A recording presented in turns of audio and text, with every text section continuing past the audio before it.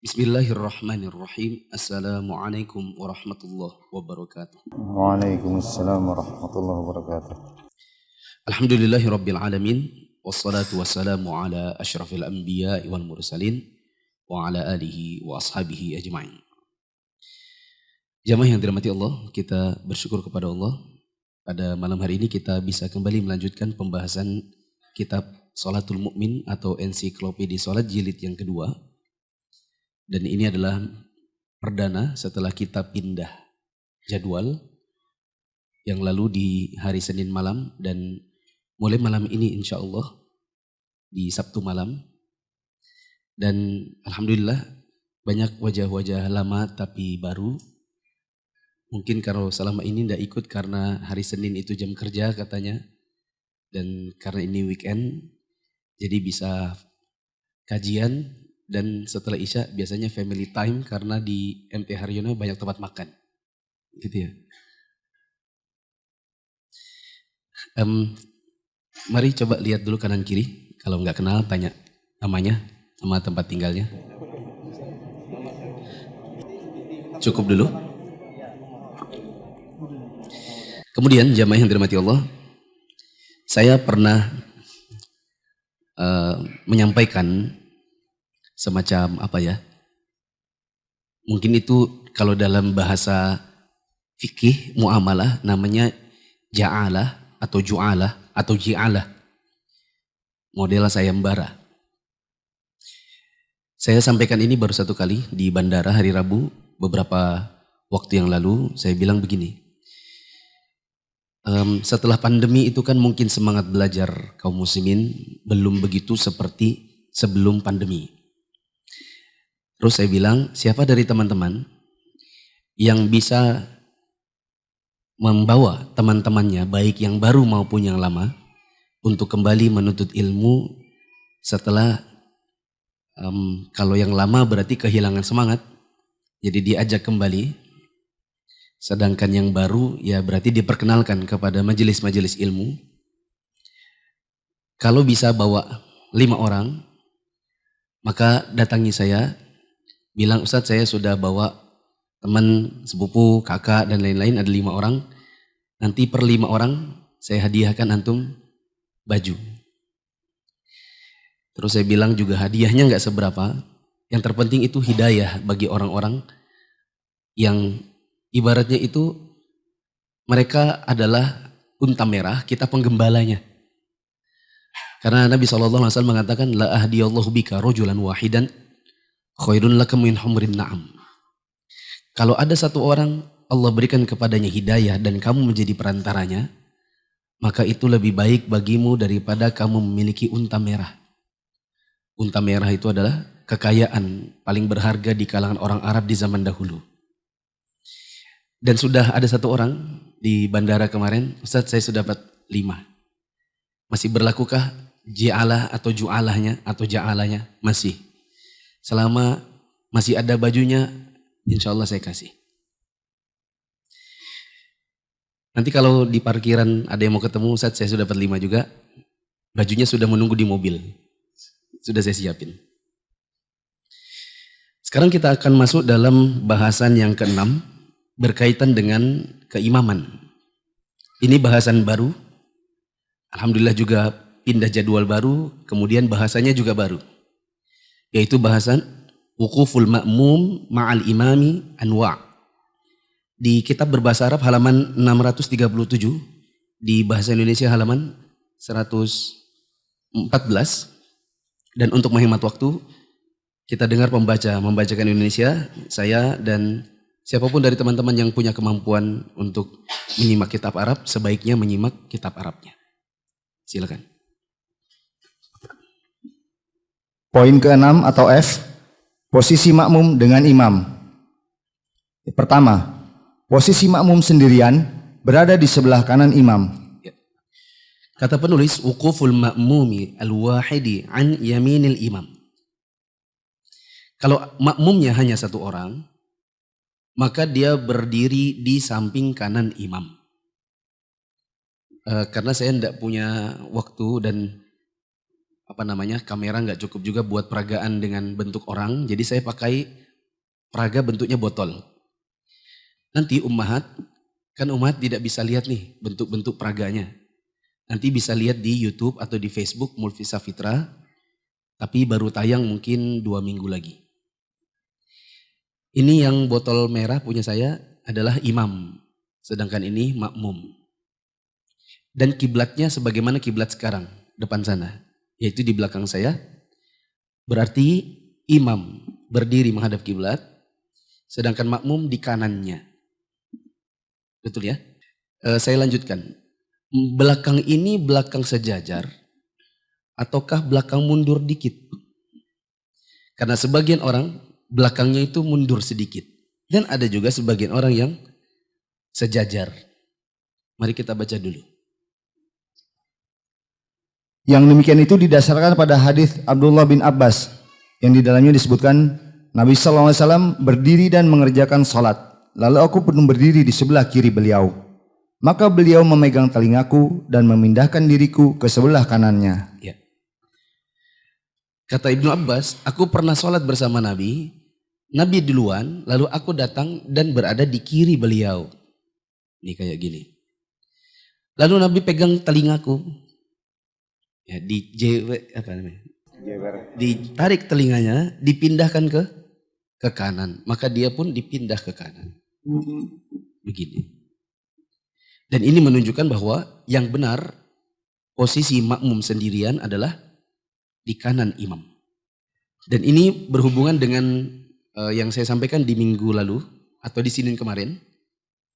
Saya bilang kalau kita lihat ada orang sholat sendiri kemudian kita mau jadi makmumnya. Itu sebenarnya tidak perlu tepuk-tepuk pundak. Sebagaimana dilakukan sebagian orang, dia mau masuk, dia tepuk-tepuk dulu.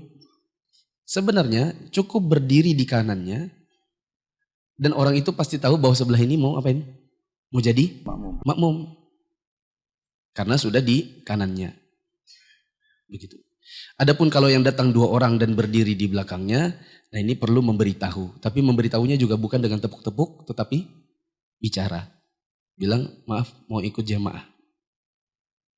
Lanjut. Itu menunjukkan bahwa posisi makmum sendirian berada di sebelah kanan imam. Berdasarkan dalil pemindahan yang dilakukan Nabi SAW terhadap Ibnu Abbas. Seandainya sebelah kiri itu memang menjadi posisinya, niscaya beliau tidak akan memindahkannya dalam sholat. Itulah yang afdol dan sempurna. Nah, catat dulu. Ketika disebutkan di sini wahadha huwal afdalu al akmal, dan inilah yang lebih utama dan lebih sempurna, itu menunjukkan bahwa apabila ternyata sebelah kiri si makmumnya ini, maka sholatnya tetap sah. Seandainya ada orang berjamaah dan dua-duanya sama-sama tidak tahu. Yang jadi makmum yang baru datang tidak tahu kalau dia harusnya di kanan, dia posisinya di kiri. Yang jadi imam juga tidak mungkin jewer. Tidak kenal soalnya. Dijewer untuk pindah ke kanan juga dia tidak enak.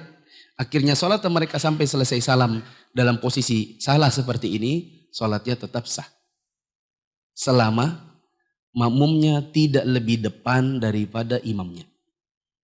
Selama makmumnya tidak lebih depan daripada imamnya. Jadi bisa dicatat dekat situ. Seandainya makmumnya berdiri di kiri sejajar, sholat tetap sah. Lanjut.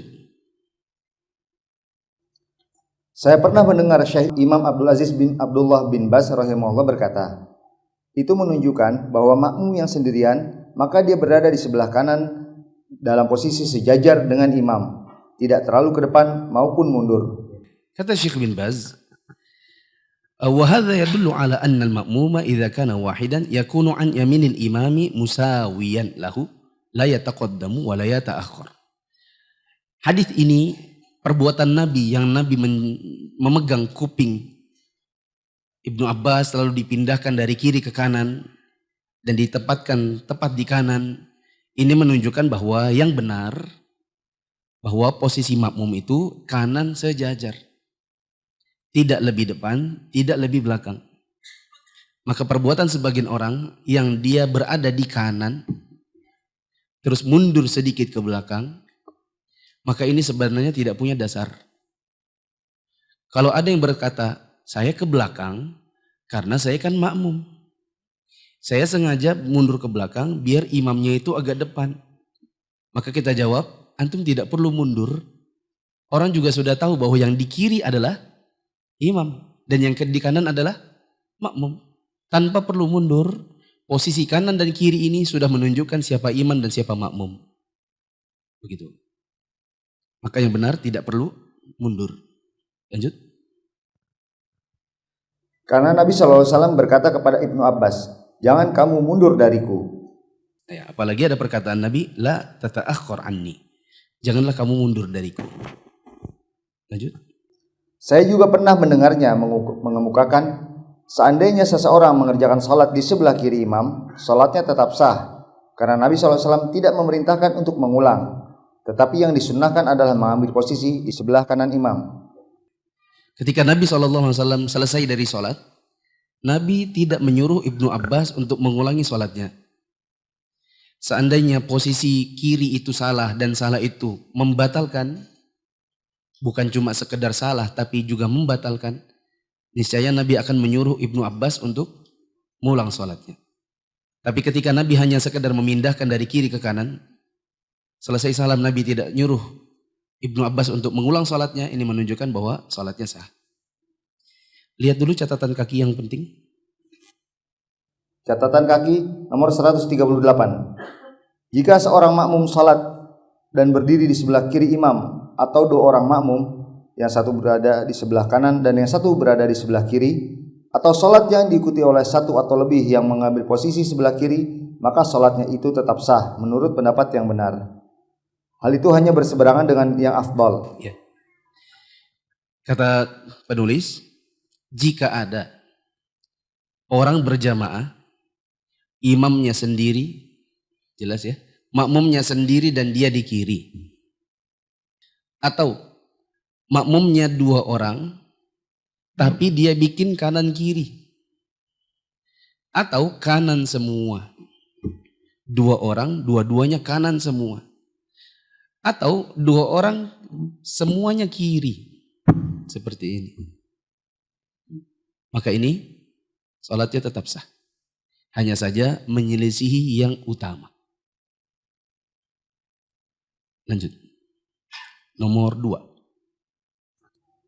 Yang kedua, berdirinya dua orang jamaah atau lebih di belakang imam. Ya. Wuquful itsnaini fa aktsar khalfal imam. Kalau makmumnya dua atau lebih dari dua, maka mereka semua berdiri di belakang imam. Jika yang merah ini adalah imam, berarti dua botol ini di belakangnya imam. Harusnya seperti itu. Apa dalilnya? Yang demikian itu didasarkan pada hadis Jabir bin Abdullah radhiyallahu anhu, yang di dalamnya disebutkan, aku datang, kemudian aku berdiri di sebelah kiri Rasulullah SAW. Maka beliau memegang tanganku dan memutarku sehingga memposisikan diriku di sebelah kanannya. Setelah itu datang Jabbar bin Sokhr. Dia berwudu, kemudian datang dan berdiri di sebelah kiri Rasulullah SAW. Maka beliau memegang kedua tangan kami, lalu mendorong kami sehingga memposisikan kami berada di belakang beliau.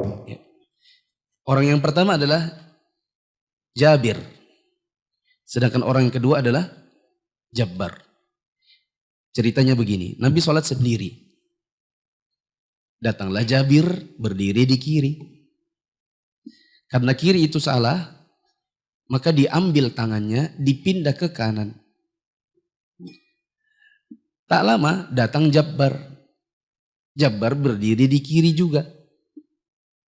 Nah, kali ini Nabi tidak memegang tangan Jabbar lalu dipindah ke kanan. Bukan itu yang dilakukan Nabi. Tapi Nabi pegang tangannya Jabir, dimundurkan, dipegang tangannya Jabbar, dimundurkan, lalu mereka berdiri bersebelahan di belakangnya Nabi. Ini menunjukkan bahwa kalau makmumnya dua atau lebih, maka tempat mereka di belakang imam. Lanjut. Di antara dalil yang menunjukkan hal tersebut adalah hadis Anas radhiyallahu anhu, yang di dalamnya disebutkan, Selanjutnya Rasulullah SAW berdiri, sedangkan aku membuat barisan di belakang beliau bersama anak yatim, sementara nenekku di belakang kami. Rasulullah SAW mengerjakan salat 2 rakaat bersama kami, kemudian beliau kembali. Nah, saya kira jelas. Anas dan anak yatim juga berdiri di belakang Nabi. Lalu?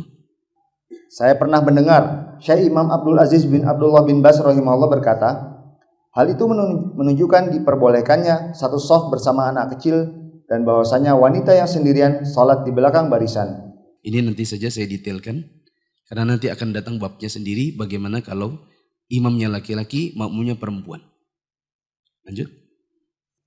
Selain itu, saya juga pernah mendengar beliau mengungkapkan, dengan demikian sunnah menunjukkan bahwa orang yang bermakmum sendirian berdiri di sebelah kanan imam, sebagaimana yang disebutkan di dalam hadis Jabir, Anas dan Ibnu Abbas radhiyallahu anhum, baik dalam salat fardu maupun sunnah.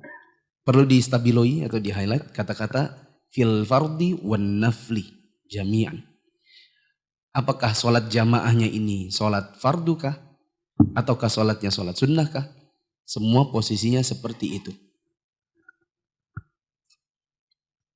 Misalnya sholat berdua, laki-laki anggaplah teman satu kos.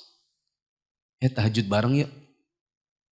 Suatu malam dia pengen tahajud, misalnya besok mau ujian akhir. Biasanya kan kalau ujian akhir itu tiba-tiba dekat sama Allah gitu kan. Tahajud berdua. Akhirnya berdua lah mereka satu kos, sholat. Sementara sholat tahajud itu hukumnya apa? Sunnah saja dan bukan fardu. Maka tata cara berdirinya tetap sama. Lanjut. Tetapi jika jamaah berjumlah 2 orang atau lebih, yang disunnahkan adalah berdiri di belakang imam. Adapun athar Ibnu Mas'ud yang dia memposisikan Alqamah dan Al-Aswad di belakang kanan dan kirinya, dan dia nukil dari Nabi, para ulama mengungkapkan bahwa sanad athar tersebut mauquf dan dinilai cacat oleh sebagian mereka. Sebagian mereka mengemukakan hal tersebut mansukh atau sudah dihapuskan. Yang benar adalah bahwa athar tersebut berstatus mauquf dari ijtihadnya atau mansukh. Ada athar Ibnu Mas'ud. Siapa yang tahu apa bedanya hadis sama athar? Kalau hadis perkataan Nabi atau perbuatan Nabi atau takrirnya Nabi. Sedangkan athar ini perkataan atau perbuatan sahabat. Ada athar Ibnu Mas'ud di mana Ibnu Mas'ud pernah memposisikan Alqamah dan Al-Aswad di samping kanan kiri. Jadi dibuat mengapit imam. Sebagian ulama ada yang mengatakan bahwa ini sudah mansukh. Mansukh itu artinya terhapus. Itu perbuatan lama dan sudah dianulir dengan sunnahnya Nabi SAW yang baru, yang meletakkan Jabir dan Jabbar di belakang Nabi. Atau ada juga yang mengatakan itu tidak mansukh, tapi itu ijtihadnya Ibnu Mas'ud. Mungkin ada satu kondisi yang memaksa Ibnu Mas'ud melakukan hal itu. Tapi kalau kita bertanya manakah yang benar, maka jawabannya sebagaimana perbuatan Nabi yang meletakkan Jabir dan Jabbar di belakang. Lanjut, posisi ketiga. Ketiga, posisi imam tepat di tengah-tengah depan barisan pertama. Ketiga, wukuful imam tilqa'a wasatis shaf. Yang benar, posisi imam manakala dia berada di depannya makmum, maka dia berada di tengah. Berada di tengah. Jadi kalau jamaahnya 2, maka dia di tengah di antara 2. Kalau jamaahnya ada 3, ini saya kasih 3 begini, ini 3. Maka dia berada di tengah orang yang paling tengah. Satu sejajar depan belakang dengan orang yang paling tengah di antara 3 ini. Dan seterusnya. Sehingga menyusun shaf itu yang benar bukan dari kanan ke kiri. Tetapi dari tengah melebar ke kanan ke kiri. Lanjut. Para ulama mengamalkan hal tersebut. Oleh karena itu, sepatutnya memposisikan imam berada tepat di tengah-tengah depan barisan. Saya pernah mendengar Syekh Imam Abdul Aziz bin Abdullah bin Baz rahimahullah menjelaskan, posisikanlah imam di tengah-tengah dan rapatkanlah kerenggangan. Hadis tersebut meskipun di dalamnya terdapat kelemahan, tetapi menurut para ulama layak diamalkan.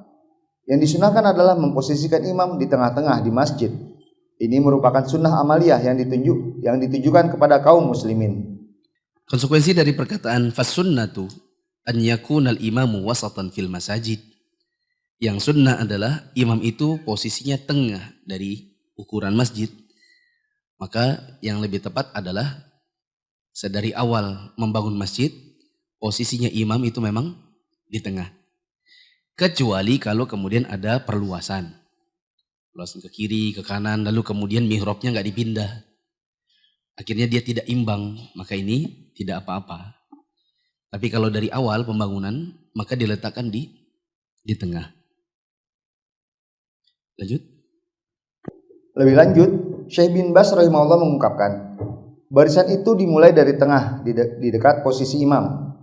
Barisan sebelah kanan lebih afdol daripada barisan sebelah kiri. Yang wajib dilakukan adalah tidak mulai membuat barisan baru hingga barisan pertama sempurna. Tidak ada masalah jika orang-orang yang berada di sebelah kanan barisan lebih banyak dan tidak perlu dilakukan penyeimbangan karena hal tersebut bertentangan dengan sunnah. Hanya saja tidak diperbolehkan membuat barisan kedua hingga barisan pertama sempurna dan tidak boleh juga membuat barisan ketiga hingga barisan kedua sempurna. Demikian pula pada barisan-barisan selanjutnya. Sebab telah ditegaskan perintah untuk itu dari Rasulullah SAW. Ya. Sebenarnya nanti akan ada rincian-rincian masalah lagi.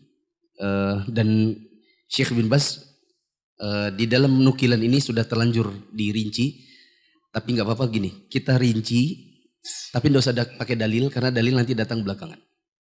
Coba diulang dari kata-kata. Lebih lanjut beliau berkata, coba lo. Lebih lanjut, Syekh bin Baz rahimahullah mengungkapkan, barisan itu dimulai dari tengah di dekat posisi imam. Ya, jelas ini ya, dimulai dari tengah. Terus. Barisan sebelah kanan lebih afdol daripada barisan sebelah kiri. Barisan kanan lebih afdol dari kiri. Tapi jangan juga kemudian semuanya hanya mau kanan. Kok ini kirinya kok kosong, padahal berebutan ke kanan, akhirnya tidak imbang. Tapi kalau ditanya manakah yang lebih utama, ke kanan atau ke kiri? Jawabannya ke kanan. Dan kanan itu kanannya makmum. Kanannya hadap kiblat, bukan kanannya imam. Kalau imamnya lagi istau, sawu sufufakum, orang di kanan itu kan kiri tangannya. Nah, bukan ikut kirinya imam saat imam berbalik, tapi ikut sayap kanan. Dalil-dalil nanti. Lanjut. Yang wajib dilakukan adalah tidak mulai membuat barisan baru hingga barisan pertama sempurna. Kalau barisan depan masih ada kosong, maka tidak boleh orang bikin soft di belakang. Selama masih ada yang kosong, maka wajib masuk yang kosong. Terlebih lagi, perhatikan teman-teman, depan kiri tetap lebih utama daripada kanan belakang. Tapi kalau sejajar, yang lebih utama adalah kanan. Kalau depan belakang, maka kirinya depan lebih utama daripada kanan belakang. Lanjut. Tidak ada masalah jika orang-orang yang berada di sebelah kanan barisan lebih banyak dan tidak perlu dilakukan penyeimbangan karena hal tersebut bertentangan dengan sunnah. Ya. Kalau kanannya lebih banyak, misal kita mengimami dan softnya cuma satu. Softnya cuma satu. Orang yang ke kanan 10. Orang yang ke kiri 5. Maka jangan dipindah. Jangan dibilang geser, geser, geser, geser, geser. Sehingga akhirnya membuat misalnya 1, 7, 7. Ya kan 10, 5. Berarti berapa orangnya? 15. Tidak perlu 1 di tengah, 7 ke kanan, 7 ke kiri. Kalau beratnya ke kanan. Tapi kalau beratnya di kiri, dipindah boleh. Kenapa demikian? Nanti ada jawabannya. Sekarang ini ambil aja dulu. Ya. Tidak perlu digeser ke tengah. Kecuali kalau beratnya di mana? Di kiri, maka boleh digeser ke tengah. Supaya lebih banyak yang ke kanan. Nah, sebenarnya sudah tertebak ya. Apa alasannya? Tidak boleh digeser ke kiri. Jawabannya? Karena kanan lebih utama. Sedangkan menggesernya ke kiri dalam rangka penyeimbangan, ini membuat orang yang tadinya sudah lebih utama jadi tidak lebih utama. Sedangkan kalau beratnya di kiri lalu digeser, dibuat ke tengah, maka itu boleh karena membuat sebagian yang tadinya tidak lebih utama jadi utama. Begitu. Lanjut. Hanya saja tidak diperbolehkan membuat barisan kedua hingga barisan pertama sempurna dan tidak boleh juga membuat barisan ketiga hingga barisan kedua sempurna. Jelas. Demikian pula pada barisan-barisan selanjutnya, sebab telah ditegaskan perintah untuk itu dari Rasulullah SAW. Saya kira jelas. Lanjut ke 4. Yang keempat, posisi wanita yang menjadi makmum sendirian adalah di belakang seorang laki-laki yang menjadi imam. Ya. Kalau makmumnya adalah perempuan sendiri, sedangkan dia berarti otomatis berduaan dengan imam, maka ini masih ingat catatannya teman-teman? Boleh atau tidak? Boleh. Laki perempuan ini berduaan? Boleh. Boleh, asalkan mahram. Sekalipun itu sholat jamaah, kalau dia bukan mahram, maka banyak para ulama yang mengatakan tidak boleh. Karena khalwat meskipun dalam sholat. Di manakah posisinya perempuan yang sendiri ini di belakang imam laki-laki? Jawabannya dia di belakang. Contohnya istri kita ketika dia berjamaah dengan kita di rumah.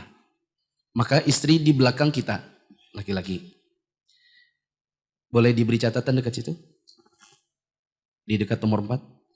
Kecuali tempatnya sempit. Kecuali tempat sempit. Misalnya kamarnya hanya ukuran 3x4, lalu di situ sudah ada kasur, ada lemari dan lain-lain. Sementara di luar hujan. Dan rumahnya ya cukupnya ruangnya segitu. Akhirnya terpaksa suaminya sholat di depan, istrinya di kanannya dia agak belakang. Tidak betul-betul belakang tapi agak kanan belakang. Maka ini boleh. Tapi kalau tempatnya cukup, maka istri itu di belakangnya imam. Apa dalilnya?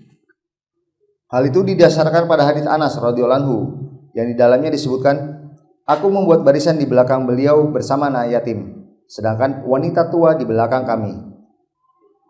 Imam Ibnu Abdul Bar rahimahullah berkata, para ulama bersepakat bahwa seorang wanita itu sholat di belakang seorang laki-laki dalam suatu barisan. Yang disunahkan adalah mengambil posisi tepat di belakang laki-laki, bukan di sebelah kanannya. Tetapi tidak diperbolehkan berkhalwat atau menyendiri dengan seorang wanita, sebagaimana telah dikemukakan sebelumnya. Sudah berlalu penjelasannya, kalau berkhalwat laki perempuan bukan mahram, maka mereka tidak bisa sholat berdua. Contohnya teman-teman di kantor, misalnya teman-teman soleh sendiri, anggap aja begitu ya. Yang lain tuh tidak ada yang mau sholat. Kita sudah ngajak-ngajak, tidak ada yang mau datang. Kemudian kita masuk musola, di situ ada teman yang juga soleha sendiri. Ya. Sedangkan wanita-wanita yang lain dengan alasan, oh nggak berjilbab, oh aneh, dan lain-lain, akhirnya tidak ada yang sholat. Setiap asar ketemu berdua. Maka tidak boleh satu ruangan musola. Imma dia dulu sholat baru kita belakangan, atau kita dulu baru dia belakangan. Adapun berdua berjamaah, maka tidak boleh. Karena bukan mahram. Kelima. Yang kelima, posisi seorang wanita atau lebih di belakang kaum laki-laki. Ya.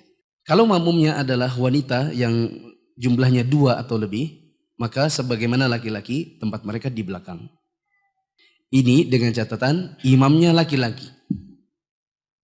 Sedangkan imam perempuan, maka tempatnya bukan di depannya makmum. Makmumnya bukan di belakangnya imam. Kalau imam makmum semuanya perempuan, maka tempatnya adalah sejajar di tengah. Apa dalil nomor 5 ini? Yang demikian itu didasarkan pada hadis Anas radhiyallahu anhu terdahulu. Juga didasarkan pada hadits Anas lainnya yang menyebutkan bahwa Nabi SAW pernah masuk menemuinya untuk salat bersamanya dan ibunya. Anas bercerita, maka beliau memposisikan diriku di sebelah kanan dan memposisikan ibuku di belakang kami. Nabi SAW pernah bertamu ke rumah Anas. Siapa nama ibunya? Yang tahu dapat kue. Siapa nama ibunya Anas? Ummu Sulaim. Mana yang ngomong tadi? Sudah jadi. Siapa namanya mamanya Anas? Ummu Sulaim. Siapa nama bapaknya Anas? Angkat tangan. Ya, ambil. Siapa nama bapaknya Anas? Malik.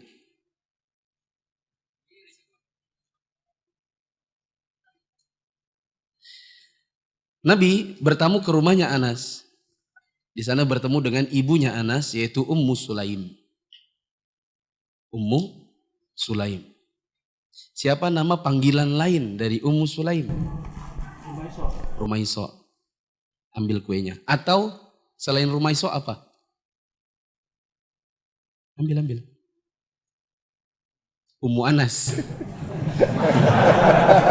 Pintar juga ya. Tapi dia tidak dikenal dengan Nabi. Antum bid'ah. Yaitu Gumaiso. Bisa Rumaiso, bisa Gumaiso. Anas bersama ibunya menjadi makmumnya Nabi. Maka Nabi SAW memposisikan Anas, karena Anas laki-laki sendiri, maka posisinya seperti botol-botol ini. Nabi jadi imam, Anas di kanannya Nabi. Karena dia laki-laki sendiri. Sedangkan Ummu Sulaim di belakang. Karena dia perempuan. Begitu. Lanjut. Jika lebih dari seorang wanita, hendaklah mereka salat di belakang kaum laki-laki. Yang demikian itu didasarkan pada hadis Anas radhiyallahu anhu yang di dalamnya disebutkan, aku salat di rumah kami bersama seorang anak yatim di belakang Nabi SAW. Sedangkan ibuku dan Ummu Sulaim berada di belakang kami. Ada hadis Anas. Dia mengatakan, aku bersama anak yatim di rumah kami salat menjadi di makmumnya Nabi. Ibuku yaitu Ummu Sulaim maksudnya. Ya, bukan dan. Ibuku Ummu Sulaim salat di belakang kami. Lanjut. Jika tiada ada orang lain selain imam saja, imam itu boleh salat dengan kaum wanita dan mereka mengambil posisi di belakang imam. Kecuali jika dikhawatirkan akan timbul fitnah. Jika demikian, dia tidak boleh salat dengan mereka, karena setiap jalan yang mengantarkan kepada yang haram, maka ia pun haram. Posisi seperti tadi berlaku apabila makmumnya perempuan satu di belakang. Tapi kalau perempuannya banyak dan mereka bukan mahram. Kalau mahram beda ya. Kalau mahram kan ini bapak misalnya. Bapaknya di depan, istri sama anak perempuan di belakang. Ini jelas. Lah ini teman kantor. Ya, antum solehnya sendiri, yang lain gak ada yang mau sholat. Sedangkan yang di kantor admin-admin 2 yang solehah. Ya, tapi antum sudah nikah, ya, antum sudah nikah. Solehannya 2 di belakang. Pas antum masuk, 2 masuk. Mas, mau sholat asar ya mas? Iya, yuk kita jamaah. Bolehkah? Di sini disebutkan, kata penulis, wa idza lam yujad illal imam shalla bin nisa wa hunna khalfahu. Illa idza khafa fasalla khalfahu. Maka mereka boleh untuk berjamaah, laki-laki di depan, sedangkan makmumnya perempuan-perempuan ini di belakang, kecuali idza khafal fitnata, kecuali kalau dia takut nanti akan timbul fitnah. Seperti misalnya ini bujang, ini perawan, dan ini sudah ada hati begitu. Ya, sudah. Si laki-laki ini ada hati sama dia, si akhwatnya juga ada hati sama ikhwannya. Ya, setiap kali bertemu depan meja admin itu kayak hilang konsentrasi kerjaannya. Maka kalau sudah ada fitnah seperti itu, maka tidak boleh mereka jamaah. Apalagi nanti kalau jamaahnya di sholat maghrib terdengar suaranya. Itu pasti dibagus-baguskan itu bacaan. Begitu. Pasti hilang kekhusyuan dan keikhlasannya. Karena pasti dibagus-bagusin. Kalau saya mau bilang pasti. Tidak mungkin. Karena sudah ada hati. Ya. Apalagi kalau setelah itu akhwatnya WA. Sepertinya saya butuh imam seperti antum.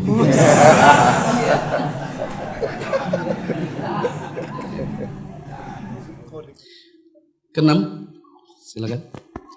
Keenam, posisi seorang wanita bersama seorang wanita sama seperti posisi seorang laki-laki dengan seorang laki-laki lainnya. Yaitu berada di sebelah kanannya. Ya. Kalau sama-sama wanita dua orang, satu imam, satu makmum, maka dia seperti laki-laki, yaitu kanan dan kiri. Yang kiri adalah imam, yang kanan adalah makmum. Lanjut. 7. Yang ketujuh, posisi kaum wanita sejajar dalam barisan ke kanan dan ke kiri. Sedangkan posisi imam wanita berada di tengah-tengah barisan mereka. Itulah yang disunnahkan. Ya. Berbeda kalau imamnya perempuan dan makmum yang lain tentu perempuan. Karena tidak sah bila imamnya perempuan, makmumnya laki-laki. Caranya adalah imamnya di tengah. Sedangkan makmumnya yang perempuan ini kanan kiri. Kanan kiri. Apa dalilnya? Sebab Ummu Salamah radhiyallahu anha jika mengimami kaum wanita maka dia berdiri di tengah-tengah barisan mereka. Demikian pula dengan Aisyah radhiyallahu anha, jika mengimami kaum wanita, dia pun berdiri di tengah-tengah barisan mereka. Sebab yang demikian itu lebih tertutup bagi wanita. Seorang wanita dituntut untuk menutupi dirinya sedapat mungkin. Jika mereka berbaju kurang tertutup, imam mereka pun tetap berdiri di tengah-tengah mereka, seraya menjaharkan atau mengeraskan bacaan dalam sholat jahriyah. Ya. Kenapa perempuan apabila mereka berjamaah bersama imamnya di tengah? Jawabannya karena itulah yang sesuai dengan sunnah sebagaimana perbuatan istri-istri Nabi. Ummu Salamah, Aisyah radhiyallahu anha, begitu juga sebagian sahabiat apabila mereka menjadi imam sesama perempuan, maka mereka berdiri di tengah. Nanti akan ada masalah timbul, kalau sholatnya maghrib, apakah suaranya dikeraskan? Jawabannya suaranya dikeraskan dengan volume yang terdengar sesama mereka saja. Sesama mereka saja. Lanjut. 8. Yang kedelapan, posisi mereka yang tidak menutupi aurat bersama imam laki-laki yang pakainya tidak menutupi aurat adalah di sebelah kanan dan kiri imam. Ulang. Pelan-pelan. Posisi mereka yang tidak menutupi aurat bersama imam laki-laki yang pakainya tidak menutupi aurat adalah di sebelah kanan dan kiri imam. Sebelah kanan dan kiri. Bagaimana ini terjadi? Imam maupun makmum semuanya ari. Semuanya telanjang. Anggap saja misalnya di dalam penjara, kemudian dicopot bajunya, tidak dikasih baju. Sementara mereka tahu jam-jam sholat. Lalu mereka terpaksa sholat bersama dalam keadaan telanjang. Boleh atau tidak sholat telanjang? Siapa yang bisa berikan kaidahnya untuk syarat-syarat sah sholat? Syarat-syarat sah sholat semuanya tidak diberikan uzur kecuali tidak ada uzurnya kecuali. Ada yang bisa? Ya. Syarat sah sholat yang tidak diberikan uzur kecuali belum masuk waktu sholat, Ustaz. Ya. Kaidahnya adalah semua syarat-syarat sah sholat itu memiliki dispensasi kecuali masuknya waktu. Untuk masuk waktu maka tidak ada dispensasi.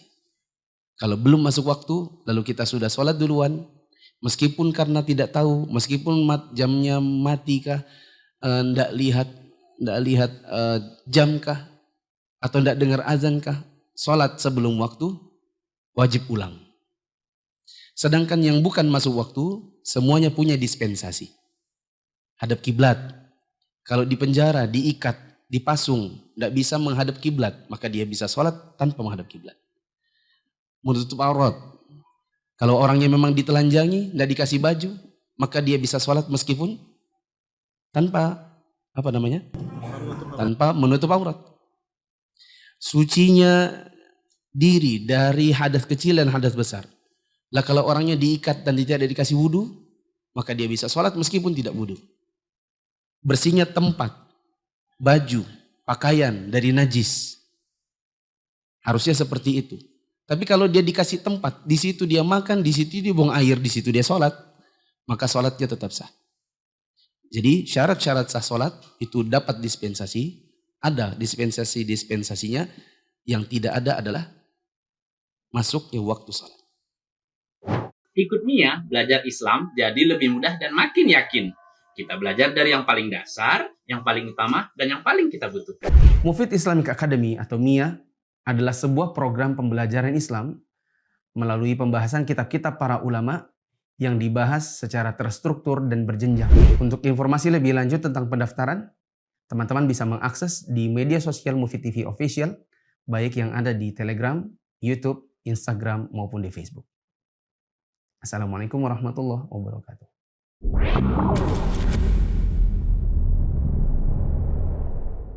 Kenali agama kita lebih dalam dengan belajar di Mufid Islamic Academy. Anda ingin belajar agama runut dari dasar, akan tetapi terkendala dengan pekerjaan dan usia? Jangan khawatir, bergabunglah bersama Mia.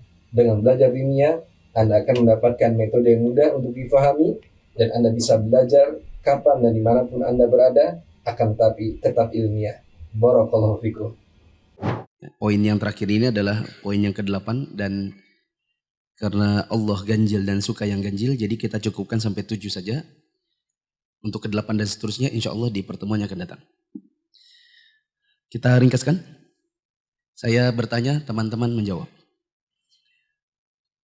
Imam laki-laki sendiri, makmum laki-laki sendiri. Imamnya di kanan atau di kiri? Di kiri. Apa dalilnya? Nabi menarik kupingnya siapa? Ibnu Abbas. Dipindah dari kiri ke kanan. Kalau sampai selesai salam, tetap di kiri, sah atau tidak? Alasannya? Karena Nabi tidak menyuruh Ibnu Abbas untuk mengulang sholatnya. Kalau jamaahnya lebih dari 1 dan semuanya laki-laki, di manakah mereka? Makmumnya di belakang. Apa dalilnya?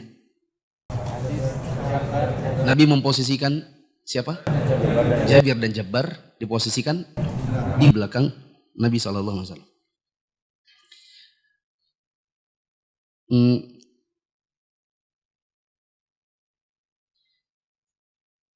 Kalau softnya lebih banyak di kanan, bolehkah dipindah ke kiri, digeser? Tidak, Kenapa?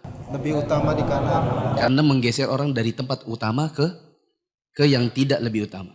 Kalau lebih banyaknya di kiri, digeser ke kanan? Boleh. Alasannya sebaliknya. Kalau suami istri sholat berduaan, boleh atau tidak boleh? Boleh. Alasannya? Ya, mahram. Di mana posisi istri?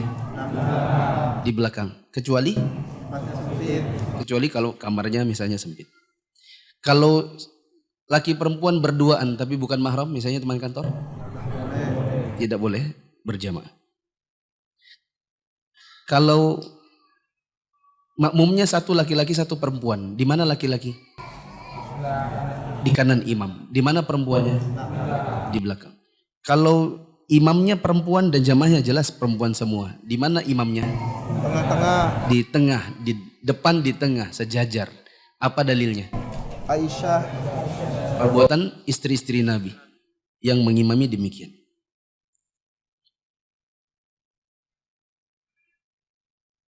Ada pertanyaan? Mau nanya mengenai sholat berjamaah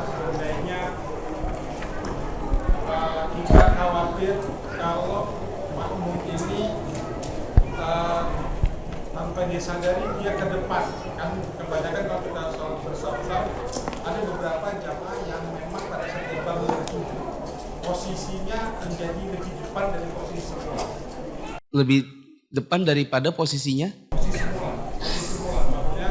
Tapi sesama makmum? Ya, maksudnya karena kita khawatir jamaahnya yang di sebelah kanan ini nantinya akan ke depan. Iya. Bolehkah kita meminta mereka untuk ke belakang atau satu orang ini untuk ke belakang sedikit? Jadi, Oh iya. karena khawatir waktu dia bangun dari sujud. Maksudnya ini sholatnya berdua kan? Iya. Pertanyaannya adalah imam laki-laki, makmum laki-laki.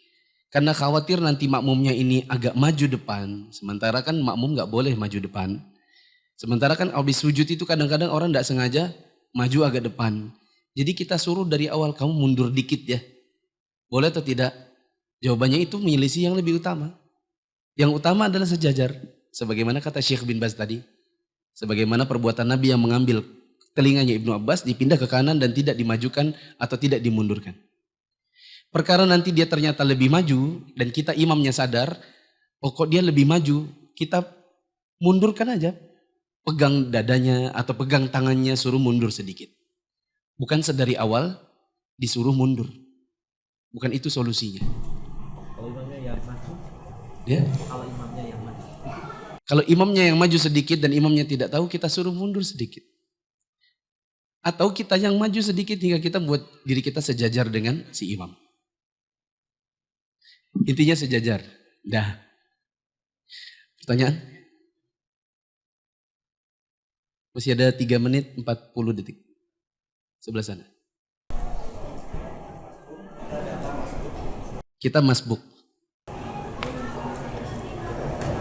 Imamnya sendirian. Alias ada orang sendirian sholat. Harusnya kan dosa ditepuk. Iya. Kita cukup berdiri di kanannya.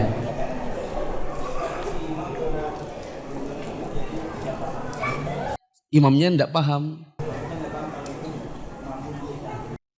Dia enggak paham kalau kita itu mau jadi makmumnya. Itu bagaimana? Sebenarnya dia bukan enggak paham. Karena begini. Perhatikan dulu teman-teman. Jangan ngobrol sendiri. Ada orang sholat sendiri, tiba-tiba ada orang berdiri di kanannya. Terus kita ruku, kok dia ikut ruku. Kita sujud, kok dia ikut sujud. Tak lambat-lambatin dikit. Kok dia ngikut juga nungguin. Orang kan pasti sudah punya feeling. Apa yang dilakukan oleh orang sebelah ini? Mau jadi makmum.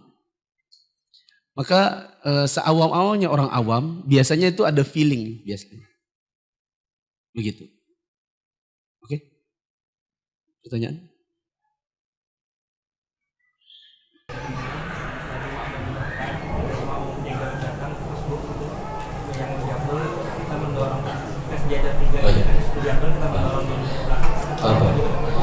Kita sholat sendirian.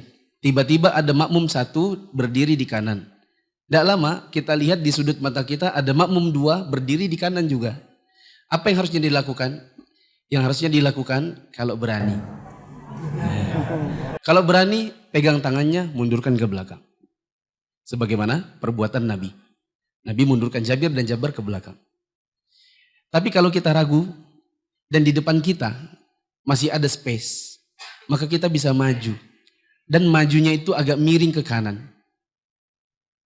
Kan kita di kirinya kan? Kita maju, tapi bukan maju lurus ke depan.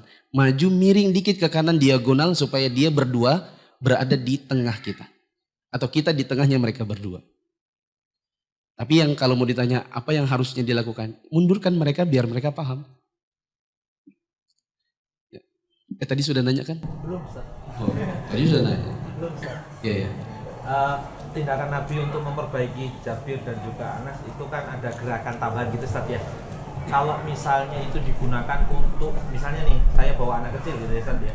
Karena dia mungkin luar sana, kita ambil tangannya atau kita pundaknya untuk taruh ke ini, apakah diperkenankan juga? Bolehkah kalau kita bawa anak, lalu anak itu main botol, main karpet, main-main gitu. Maju mundur. Bolehkah kita gerakkan atau kita pegang dia? kita taruh dia ke belakang sedikit atau kita majukan dia sedikit, boleh. Kenapa demikian? Karena itu adalah gerakan di luar gerakan sholat, tapi ada kebutuhan. Nanti insya Allah pembahasannya ini di bab sujud sahwi nanti di hari Rabu Bandar, insya Allah. Pertanyaan? Tinggal 19 detik. Terakhir. Kalau kayak pertanyaan tadi, kalau ada satu tapi yang menarik nih jamaah yang baru untuk ditarik ini itu boleh. Ya enggak apa-apa.